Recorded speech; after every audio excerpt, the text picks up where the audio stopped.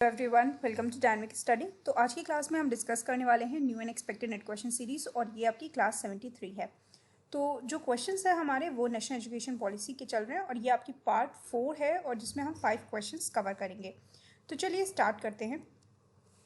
तो सबसे पहला क्वेश्चन जो हमारा है वो है आपका, how many national education policies India adopted till now. India में अभी तक कितनी नेशनल एजुकेशन पॉलिसीज अडॉप्ट की गई हैं। तो इसके बारे में आपको पता होना चाहिए। ये क्वेश्चन यहाँ पे फ्रेम होता है जो कि एजुकेशनल पॉलिसीज से रिलेटेड है। इसमें आपको नंबर्स दिए होंगे 2, 3, 4 और 1 and the right answer is option B, that is 3।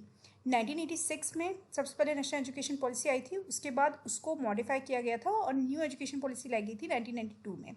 उसके बाद आपका 2020 या फिर 2019 आप बोल सकते हैं या 20 बोलिए, दोनों बात एक ही है। ड्राफ्ट इसका प्रिपेयर हुआ था 2019 में, इसको लागू किया गया, इम्प्लीमेंट किया गया 2020 में। तो यहाँ आपकी क्या हुई, 3 नेशनल एजुकेशन पॉलिसीज यहाँ पर बनती हैं। Let's move forward. What is the new name of HRD ministry. तो ये ऑलमोस्ट सबको पता होगा, बहुत ही बेसिक क्वेश्चन है ये कि एचआरडी मिनिस्ट्री का नया नाम क्या है। एचआरडी मिनिस्ट्री जो अभी तक मानव संसाधन विकास मंत्रालय के नाम से जानी जाती थी, अब उसको हम ऑप्शंस देख लेते हैं। तो राइट आंसर है आपका ministry of education, option D. तो बाकी अगर हम देखें ऑप्शंस में आपका मिनिस्ट्री ऑफ ह्यूमन डेवलपमेंट है, मिनिस्ट्री ऑफ ह्यूमन एजुकेशन है, मिनिस्ट्री ऑफ ऑल रिसोर्सेज है। तो इस तरीके के अलग अलग नेम आपको दिए जा सकते हैं आपको कंफ्यूज करने के लिए, but right answer is option D. Let's move forward. Question number 3, national education policy 2020 is which policy of independent India. तो यहाँ पर ये क्वेश्चन बनता है। अगेन पहले वाले जैसे क्वेश्चन से ही मिलता जुलता क्वेश्चन है, तो दोनों में से कोई भी क्वेश्चन आ सकता है। अगर इससे ये क्वेश्चन आएगा, इस तरीके का क्वेश्चन आता है तो इसमें आपसे ये भी क्वेश्चन पूछा जा सकता है कि नेशनल एजुकेशन पॉलिसी 2020 या 2019 कौन सी पॉलिसी है इंडिपेंडेंट इंडिया की, मतलब कौन सी एजुकेशनल पॉलिसी है इंडिपेंडेंट इंडिया की। तो राइट आंसर होगा आपका थर्ड। ठीक है, थर्ड होगा 1986, 1992 और उसके बाद 2020 या फिर आपको 2000 इसको 19 भी बोल सकते हैं। दोनों में कंफ्यूज मत होइएगा, दोनों का मतलब यही है कि एक ही पॉलिसी की बात की जा रही है।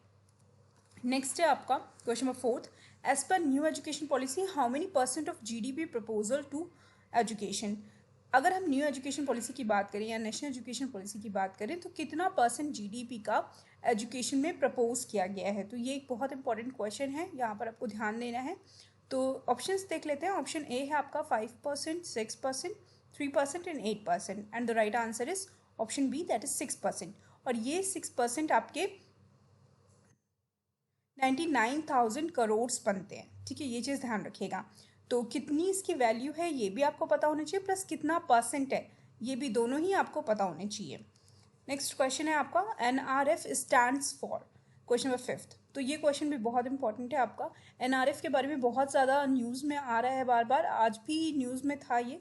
ठीक है, तो इसके बारे में काफ़ी बात होती है, प्लस जितनी बार भी हमारे प्राइम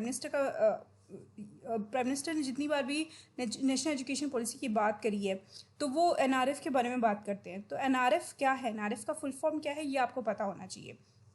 ऑप्शंस देख लेते हैं। National rural foundation, national research foundation, national research fund and national research fund razor.